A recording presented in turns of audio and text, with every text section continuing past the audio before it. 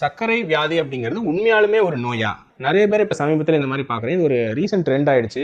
Sugar பார்த்தீங்கன்னா 450, 500 இருக்கும். அவங்க வந்து என்கிட்ட வந்து, சார் நான் நல்லா தான் சார் இருக்கேன், எனக்கு ஒன்றும் பிரச்சனை இல்லை, எந்த சிம்டம்ஸும் இல்லை சார், யூரின்லாம் ஒன்றும் பிரச்சனை இல்லை சார் அப்படின்னு சொல்லிட்டு ஜாலியாக இருக்காங்க. சரிங்க, மருந்து மாத்திரை வேணாம் அப்படின்னா அட்லீஸ்ட் உணவு கட்டுப்பாடாவது எடுத்துக்கங்க அப்படின்னா, இல்லை சார் அந்த பேலியோ அதெல்லாம் எடுத்தால் நமக்கு ஒத்துறா சார், ஏதாவது கிட்னி ஏதாவது போயிடுச்சுன்னா என்ன சார் பண்ணுறது அப்படின்னு ஏதோ ஒன்று நம்பிட்டு மருந்து மாத்திரையும் சாப்பிட்றதில்ல, இல்லை உணவு கட்டுப்பாடும் பண்ணுறதில்ல, ஜாலியாக சக்கரைங்கிறதே ஒரு வியாதி இல்லை சார், அது சதி சார் அப்படின்னு சொல்லிட்டு ஒரு ஜாலியாக போயிருக்காங்க. ஸோ அவங்களுக்காக தான் இந்த வீடியோ.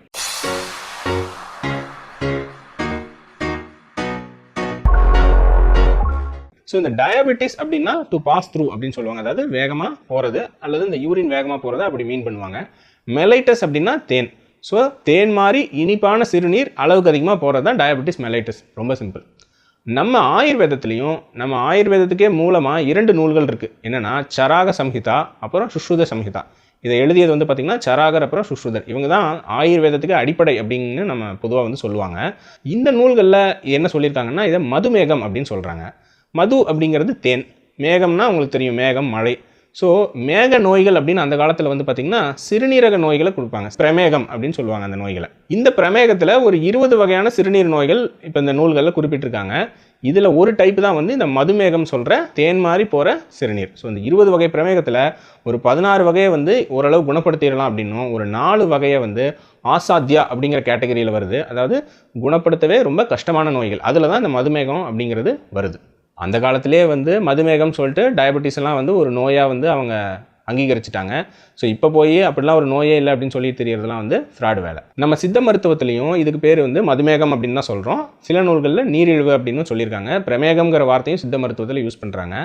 அகத்தியர் கூட 2000 வருஷத்துக்கு முன்னாடி இந்த மதுமேகத்தை பற்றி என்ன சொல்லியிருக்காரு அப்படின்னா, கோதையர் கலவி போதை, கொழுத்த மீன் இறைச்சி போதை, பாதுவாய் நெய்யும் பாலும் பரிவுடன் உண்பீராகில் சோத பாண்டுருவ மிக்க சுக்கில பிரமேகந்தான் போது நீரிழிவு சேர உண்டென வரிந்து கொள்ளே. அதாவது தவறான உறவு இல்லை தவறான உணவு இதெல்லாம் எடுக்கிறதுனால தான் இந்த பிரமேகத்தில் ஒரு வகையான நீரிழிவு நோய் வந்து வருது அப்படின்னு அகத்தியரே அந்த காலத்தில் வந்து சொல்லியிருக்காரு. ஆயுர்வேத நூல்களில் இப்படி ஒரு நோய் இருக்குதுங்கிறது மட்டும் சொல்ல, நாம் இப்போ சொல்கிற அறிகுறிகளில் 75% கிட்டத்தட்ட ஆல்ரெடி எல்லாம் எழுதி வச்சுட்டாங்க. இது ரொம்ப திடீர்னு எதேச்சியாக படிக்க போய் ரொம்ப இன்ட்ரெஸ்டிங்காக இருந்ததுனால தான் அதெல்லாம் தொகுத்து இப்போ ஒரு வீடியோவை உங்களுக்கு நான் சொல்கிறேன். இந்த பிரமேகத்தை 2 வகையாக பிரிக்கிறாங்க. முதல் வகை வந்து பார்த்திங்கன்னா சஹஜ பிரேமஹா அப்படின்னு சொல்கிறாங்க. இவங்களாம் வந்து ரொம்ப ஒல்லியாக இருப்பாங்களாம், பயங்கர தண்ணி தாகத்தோடு இருப்பாங்களாம், சீக்கிரம் வந்து நோய்வாய்ப்பட்டு இறந்து போயிடுவாங்களாம். இது வந்து எனக்கு ஏதோ இந்த டயபெட்டிஸ் இன்சிபிடஸ் அப்படின்னு சொல்கிற ஒரு வகையான தொந்தரவு மாதிரி எனக்கு தோணுது. இன்னொன்று ஜதப்பிரேமஹா அப்படின்னு சொல்கிறாங்க. இவங்களுக்கு வந்து இந்த பரம்பரையாக சர்க்கரை நோய் வருமா, இவங்களும் ரொம்ப ஒல்லியாக இருப்பாங்களாம், இவங்களையும் வந்து காப்பாற்றவே முடியாது அப்படிங்கிற மாதிரி தான் மென்ஷன் பண்ணியிருக்காங்க. இது எனக்கு ஏதோ இந்த நம்ம குழந்தைங்களுக்கு இன்சுலின் பற்றாக்குறையினால் வர டைப் 1 டயபெட்டிஸாக இருக்கலாம்னு தோணுது. அல்லது அதுவும் இல்லாட்டி மோடினா நம்ம பிரதமர் மோடி இல்லைங்க, maturity onset diabetes of young அப்படின்னு சொல்லிட்டு ஒரு பரம்பரையாக வர ஒரு சர்க்கரை வியாதி இருக்குது. இன்சுலினை கண்டுபிடிக்கிற வரைக்கும் இந்த டைப் 1 டயபெட்டிஸ்க்கெல்லாம் எந்த மருத்துவமும் கிடையாது, நோய்வாய்ப்பட்டு உடல் மெலிஞ்சு இறக்க வேண்டியதான். இன்சுலின் கண்டுபிடிச்ச பிறகு தான் இவங்களுக்கு மறுவாழ்வே வந்திருக்குது. இந்த அளவுக்கு இது அருமையாக அப்சர்வ் பண்ணியிருக்காங்க. ஆனால் இந்த டைப் 1 மாதிரியான வியாதிகளுக்கு என்ன ட்ரீட்மெண்ட் கொடுக்கறது அப்படிங்கிறது அவங்களால அப்போதைக்கு கண்டுபிடிக்க முடியலை. அப்பத்திய நிமிட்டஜா அப்படிங்கிறத 2வது வகை பிரமேக நோய். இந்த அப்பத்திய நிமிட்டஜாங்கிறது ஆகார விகார மாற்றங்களால் வருதான். அப்படின்னா ஒன்றும் இல்லைங்க, உணவு அண்டு வாழ்வியல் முறை சார்ந்த மாற்றங்களால் வருதுன்னு சொல்லியிருக்காங்க. இவங்களாம் வந்து ரொம்ப குண்டாக இருப்பாங்களாம், சோமேறியாக இருப்பாங்களாம், இன்னும் வேலை செய்ய மாட்டாங்களாம். இதை பார்த்தா நம்ம பொதுவாக வர டைப் 2 டயபெட்டிஸ் மாதிரி எனக்கு தெரியுது. இதுக்கு என்னென்ன காரணம் சொல்லியிருக்காங்க தெரியுமா? வேலை செய்யாமல் இருக்கிறது, தூங்குறது, அதிகம் தயிர் சாப்பிட்றது, புது தானியங்கள் அதிகமாக சாப்பிட்றது, வெல்லம் அதில் செஞ்ச உணவுகள் சாப்பிட்றது, இதெல்லாம் அதிகம் சாப்பிட்டா தான் இந்த அபத்திய நிமிட்டஜா அப்படின்னு சொல்கிற பிரமேக நோய் அதிகமாக வருது அப்படின்னு தெளிவாக சொல்லியிருக்காங்க. எல்லா சர்க்கரையும் தானியமும் டேஞ்சர் தாங்க. 2500 வருஷத்துக்கு முன்னாடியே எல்லாம் சொல்லிட்டாங்க. அந்த காலத்துலலாம் எங்கே ஒயிட் சுகர், எல்லாம் நாட்டு சக்கரை தானே. அந்த காலத்திலே எல்லா சக்கரையும் டேஞ்சர் அப்படின்னு தான் சொல்லி வச்சுருக்காங்க. நாம தான் ஒயிட் சக்கரை டேஞ்சரு, நாட்டு சக்கரை சூப்பர்னு போட்டு ஃபுல் கட்டிகிட்டு இருக்கிறோம். இது மட்டும் இல்லாமல் இந்த மதுமேக நோயால் என்னென்ன காம்ப்ளிகேஷன்ஸ் வருது அப்படிங்கிறதையும் தெளிவாக எழுதி வச்சுருக்காங்க.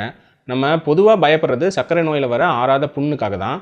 அதை ரொம்ப தெளிவாக நம்ம ஃபாதர் ஆஃப் இந்தியன் சர்ஜரின்னு சொல்லுவோம் சுஷ்ருதர், அவர் வந்து தெளிவாக என்ன எழுதியிருக்காருன்னா, மதுமேக நோய் இருக்கிற ஒருத்தருக்கு காலில் புண்ணு வந்துச்சுன்னா அவ்வளோதான், அவர் மோஸ்ட்லி அந்த புண்ணை வந்து குணப்படுத்த முடியாது, அந்த புண்ணை ஆற வைக்க ட்ரை பண்ணுறதும் வேஸ்ட்டு, அவங்க வந்து மோஸ்ட்லி இறந்து போயிடுவாங்க அப்படிங்கிற அளவுக்கு அந்த காலத்தில் வந்து எழுதி வச்சுருக்காங்க. இப்போ தான் வந்து எவ்வளவோ மாற்றங்கள் வந்து நடந்திருக்குது. இந்த அப்பத்திய நிமிட்டஜா அப்படிங்கிற 2வது வகை பிரமேக நோயை எப்படி சரி பண்ணுறதும் அப்படின்னு குறிப்புகள் எழுதியிருக்காங்க. ஸோ அதுக்கும் எப்படி ஏன் வருதுன்னு சொன்னாங்களோ அதே மாதிரி இந்த ஆகார விகார மாற்றங்களால் இதை கட்டாயம் சரி பண்ண முடியும்னு சொல்லியிருக்காங்க. ஸோ ஆகார மாற்றம்னா என்ன? உணவு மாற்றத்தில் சைவக்காரங்களுக்கு முடிஞ்ச வரைக்கும் தானியங்களை கஞ்சி மாதிரி வச்சு குடிக்க சொல்லியிருக்காங்க. அசைவக்காரங்களுக்கு மான் கறி, குதிரை கறி, எருது கறி இதெல்லாமே வச்சு சாப்பிட சொல்லியிருக்காங்க. இப்போ தான் நம்ம சர்க்கரைக்கு வந்து மட்டன் சிக்கன் சாப்பிடு பேலியோவில் அப்படின்னா வந்து டயபெட்டிஸ்க்கு மட்டனா அப்படின்னு எல்லாம் மக்கள் ஷாக்காகிறாங்க. அந்த காலத்திலேயே 2500 வருஷத்துக்கு முன்னாடியே நான்வெஜ் சாப்பிட்ற மாதிரி இருந்தால் தம்பி எருது மான்லாம் சாப்பிடு அப்படின்னு எழுதி வச்சுட்டு போயிட்டாங்க. ரெண்டாவது விகார மாற்றங்கள். விகாரங்கிறது ஒன்றும் இல்லைங்க, நம்ம பண்ணுற எக்ஸசைஸ் தான். அந்த காலத்திலேயே குதிரை ஏறணும், அப்புறம் வந்து யோகா பண்ணணும் அப்படின்னு எக்ஸசைஸை தான் வந்து விகார மாற்றங்களை அறிவுறுத்தியிருக்காங்க. கடைசியாக மூணாவதாக தான் ஔஷதி, அதாவது ஏதாவது மூலிகைகள் அந்த மாதிரி ஏதாவது மருந்துகளை வந்து சொல்லியிருக்காங்க. இந்த மருந்து அப்படிங்கிற செக்மெண்ட்டில் தான் கடந்த 200 வருஷமாக நவீன மருத்துவத்தில் நிறைய கண்டுபிடிப்புகள், நிறைய மாற்றங்கள். நம்ம நவீன மருத்துவம் அப்படின்னு சொன்னோன்னே நம்ம ஏதோ ஒரே நாளில் பிரிட்டிஷ்காரன் ஒட்டுக்க ஏதோ பார்சல் பண்ணி இறக்கிட்டான் அப்படின்னு நினைக்க வேணாம். நம்ம முன்னோர்கள் எப்படி கஷ்டப்பட்டு ஒவ்வொன்றா கண்டுபிடிச்சி அப்சர்வ் பண்ணியிருக்காங்களோ அதே மாதிரி வெளிநாடுகள்லையும் ஒவ்வொரு நாட்டிலையும் ஒவ்வொரு நாட்டுக்காரன் கடந்த 300 வருஷமாக கண்டுபிடிச்சோட விளைவு தான் இப்போ சமீபத்திய சக்கரை நோய் ட்ரீட்மெண்ட்லாம் இருக்குது. அதை பற்றியும் நிறைய இன்ட்ரெஸ்டிங்கான விஷயங்கள் இருக்குது, அதை பற்றியும் நம்ம கொஞ்சம் பார்ப்போம். நம்ம முன்னோர்கள் இவ்வளோ தெளிவாக இந்த நோய்கள் பற்றி விவரிச்சிருந்தாலும் அது சிறுநீரில் வர ஏதோ பிரச்சனை அப்படின்னு தான் நம்பிட்டு இருந்தாங்க. மேலை நாடுகள்லையும் கிட்டத்தட்ட 1776ஆம் ஆண்டு வரை அது ஏதோ சிறுநீர் பிரச்சனை, கிட்னியில் ஏதோ பிரச்சனைனால தான் யூரினில் அதிகம் சக்கரை போகுது அப்படின்னு தான் நம்பிட்டு இருந்தாங்க. ஆனால் 1776 மேத்யூ டாப்சன் அப்படிங்கிறவர் மட்டும்தான் முதல் முறையாக இது வந்து சிறுநீரில் வர ப்ராப்ளம் இல்லை, அந்த இனிப்புக்கு காரணம் குளுக்கோஸ் அப்படிங்கிற வகை ஒரு சர்க்கரை, அது ரத்தத்தில் அதிகம் ஆகும்போது சிறுநீரில் எக்ஸ்ட்ரா வெளியே வருது, அதை தான் நாம் டிடெக்ட் பண்ணுறோம் அப்படிங்கிறத முதல் முறையாக கண்டுபிடிச்சு சொன்னார். யூரினை சுகரில் கண்டுபிடிக்கிற பெனிடிக்ட் டெஸ்ட்டை கண்டுபிடிச்சதும் வான் ஃபெல்லிங் அப்படிங்கிறவர் தான். அவர் 1848ஆம் வருஷத்தில் இதை கண்டுபிடிச்சிருக்காரு. அதுக்கு பிறகு ரத்தத்தில் சக்கரை டெஸ்ட்லாம் கண்டுபிடிச்சி 100 வருஷம் கூட ஆகலை, குளுக்கோமீட்டர் டெஸ்ட்லாம் வந்து 30 வருஷம் கூட ஆகலை. அடுத்ததாக கிளாட் பெர்னார்ட் அப்படிங்கிற ஃபிசியாலஜிஸ்ட் தான் முதல் முறையாக சர்க்கரை நம்ம சாப்பிட்றது மட்டும் இல்லாமல் ஈரலும் சில சர்க்கரையை உற்பத்தி பண்ணுது, அதாவது குளுக்கோனியோஜெனிசிஸ் அப்படிங்கிற ப்ராசஸை வந்து அவர் கண்டுபிடிச்சார். அது மட்டும் இல்லாமல் இந்த கணையத்தில் தான் ஏதோ ஒன்று சுரக்குது, சில நாய்களுக்கு கணையத்தை வெட்டி எடுத்துட்டா ரத்தத்தில் சுகர் அதிகமாகுது அப்படிங்கிறதையும் ஃபஸ்ட்டு கண்டுபிடிச்சவர் கிளாட் பெர்னார்டு தான். கடைசியாக கணையம் சுரக்கிறது இன்சுலின்கிற ஹார்மோனை தான் அப்படின்னு 1921ஆம் வருஷம் தான் பேண்டிங் அண்ட் பெஸ்ட் அப்படிங்கிற 2 விஞ்ஞானிகள் கண்டுபிடிச்சாங்க. அதுக்கப்புறம் தான் டைப் 1 டயபிட்டிஸ்ங்கிறது சிறுவர்களுக்கு வர இன்சுலின் பற்றாக்குறை நோய் அப்படின்னும், டைப் 2 டயபிட்டிஸ்ங்கிறது பெரியவங்களுக்கு வர இன்சுலின் எதிர்ப்புத்தன்மையினால் வர நோய் அப்படின்னும் நமக்கு வந்து தெரிஞ்சுது. இவங்க இதை கண்டுபிடிச்சது மட்டும் இல்லாமல் ஒரு மிருகத்தோட கணையத்திலேருந்து வர சுரப்புக்கு நீரை வச்சு ஒரு டைப் 1 டயபிட்டிஸ் குழந்தைக்கு கொடுத்து அந்த குழந்தையோட உயிரை காப்பாற்றினாங்க. மெலிஞ்சு போயிருந்த குழந்தை 3 வாரத்தில் ஜம்முன்னு ஆயிடுச்சு. அதுக்கப்புறம் தான் அவங்களுக்கு நோபல் பரிசே கொடுத்தாங்க. அதுக்கப்புறம் தான் இந்த டயபிட்டிஸ்க்கான மாத்திரை மருந்துகள்லாம் வர ஆரம்பிச்சது. அதுக்கு முன்னாடி டயபிட்டிஸ்க்கு பார்த்தீங்கன்னா பெரும்பாலும் வந்து டயட்டில் தான் எதாவது சொல்லுவாங்க, ஒன்றா பட்னி கிடக்க சொல்லுவாங்க. ஆனால் இது வந்து பயங்கர டேஞ்சர், நிறைய பேர் டைப் 1 இருந்தால் இறந்து போயிடுவாங்க பட்னி கிடக்கும்போது. ஆனால் டைப் 2 இருந்தால் கொஞ்சம் பட்னி கிடந்து உடல் மெலியறதுனால கொஞ்சம் அவங்களுக்கு இம்ப்ரூவ்மெண்ட் வரும். ரெண்டாவது, இந்த டயபெட்டிஸ் மெலைட்டஸ் அப்படிங்கிற ஆங்கில பேரை வச்ச ஜான் ரோலோ அப்படிங்கிறவர் கூட அதிக புரதம் குறைந்த மாவுச்சத்து உணவு முறை தான் அந்த காலத்திலே வந்து நல்லா மட்டன் சிக்கனு வெண்ணெல்லாம் சாப்பிடு அப்படிங்கிறத அந்த காலத்திலே அவர் சொல்லியிருந்தார். அப்புறம் கடைசியாக தான் மாத்திரைகள்லாம் வந்து கண்டுபிடிக்க ஆரம்பித்தாங்க. இப்போ ரொம்ப பரவலாக எல்லா சர்க்கரை நோயாளிகளும் சாப்பிட்ற மெட்ஃபார்மின் அப்படிங்கிற மாத்திரை கூட ஃப்ரெஞ்சு லிலாக் அப்படிங்கிற செடியிலேருந்து வர குவானைட் அப்படிங்கிற ஒரு கெமிக்கல்லேருந்து வர டிரைவான ஒரு காம்பவுண்டு தான். அதே மாதிரி அதுக்கப்புறம் ஒவ்வொன்றா பலவிதமான சர்க்கரை நோய் மருந்துகள் வந்து வர ஆரம்பிச்சது. நம்ம ஊரில் கிடைக்கிற மூலிகைகளில் கூட இந்த மாதிரி நிறையா சர்க்கரை நோய் மருந்துகள் இருக்கலாம். ஆனால் அது ஒவ்வொன்றுக்கும் எவ்வளோ பவர் இருக்குது. இப்போ எல்லாரும் ஆளாளுக்கு ஏதோ ஒன்று ஜீரகம், வெந்தயம், வெண்டைக்கான்னு ஏதோ நிறைய பேர் சாப்பிட்டுட்டு இருக்காங்க. ஆனால் எவ்வளோ எடுத்தால் எந்த அளவுக்கு சர்க்கரை அளவுகள் குறையிறது அப்படிங்கிறத உண்மையாக ஆராய்ச்சி பூர்வமாக தெரிஞ்சுக்கிட்டு அதை வந்து நோய்களுக்கு எடுக்கிறதும் ரொம்ப முக்கியம். கடைசியாக நம்ம இத்தனை மருந்து மாத்திரைகள் வந்த பிறகு அந்த காலத்திலே சராகர் சொன்ன அந்த ஆகார அண்டு விகார மாற்றங்களை நம்ம மறந்துட்டோம். உணவு கட்டுப்பாடை பண்ண மறந்துட்டோம். உடற்பயிற்சி, நல்ல வாழ்க்கை முறையை பண்ணணும் அப்படிங்கிறத மறந்துட்டோம். வெறும் மாத்திரைகளுக்கு நம்ம அடிமையாயிட்டோம்.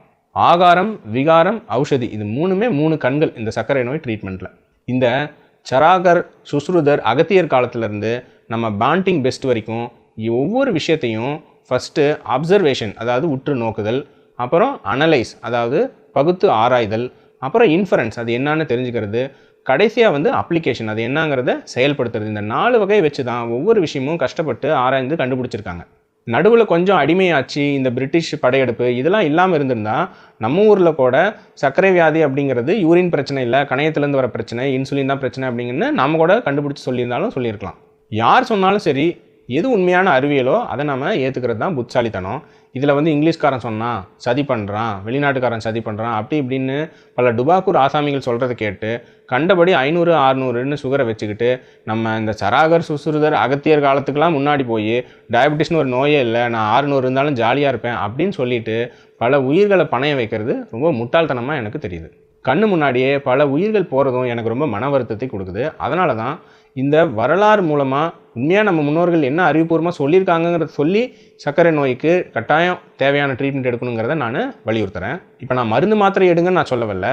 ஃபஸ்ட்டு அட்லீஸ்ட் சர்க்கரை நோய்ங்கிறது ஒரு பிரச்சனைக்குரிய நோய் அப்படின்னு ஃபஸ்ட்டு புரிஞ்சாதான் இதுக்கு ஏதாவது ஒரு நடவடிக்கை எடுக்கணும் அப்படிங்கிறதே நமக்கு வந்து தெரியும். ஸோ மருந்து மாத்திரை எடுக்கலைன்னா கூட அட்லீஸ்ட் ஒரு உணவு முறை மாற்றம், நம்ம பேலியோ மாதிரியான குறைந்த மாவுச்சத்து உணவு முறை எடுக்கலாம், அல்லது அட்லீஸ்ட்டு குறைந்த கலோரி மிதமான மாவுச்சத்து உணவு முறையாவது எடுக்கலாம். எதுவுமே பண்ணாமல் 600 சுகர் இருந்தாலும் நாங்கள் கெத்தாக இருப்போம் அப்படின்னு நினச்சி சுற்றிட்டு இருக்கிற மாதிரி முட்டாள்தனம் எதுவுமே கிடையாது. டுபாக்கூர் ஆசாமிகள் சொல்கிற புருடாக்களை கேட்டு உங்கள் வாழ்க்கையை இழந்துடாதீங்க நண்பர்களே. படிங்க, உண்மையை படிங்க, நிறையா படிங்க. நம்மக்கிட்டேயே ஏகப்பட்ட கேள்விகளுக்கு விடை இருக்குது. மேலும் இந்த சர்க்கரை நோய் பற்றி நிறையா இன்ட்ரெஸ்டிங்கான விஷயங்களை பின்வரும் வீடியோக்களில் அலசுவோம். நன்றி.